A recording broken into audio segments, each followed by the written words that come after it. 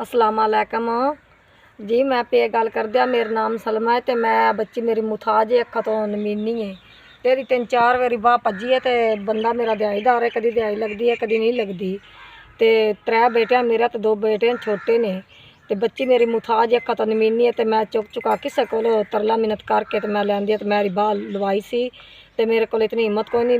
तो मेरी तो अखा तो बीनी बच्ची है, डिगदी है, कतरीक सारा डिगे तेरी बाह भज जाती है। तो मैं बड़ा औखे औख पाल दिया अपनी बच्ची नूं। तो मेरी कोई ना बच्ची मेरी मुथाज है, अखा तो नमीनी है। तो मैं बड़ा औखे औख पाल दिया। 3 बेटे ने तो 2 बेटे छोटे छोटे ने। तो बच्ची मेरी अखा तो नमीनी है।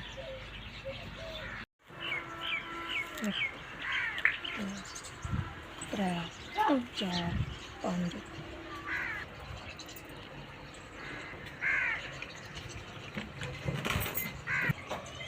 जी भला अज अल्लाह सा तो तंदुरुस्तिया देवे, सेहत देवे। जे 5000 रुपया कलिया जे मेरी बच्ची मुथाज दा पहुँच गया। अखा तो नबीनी मेरी बच्ची है।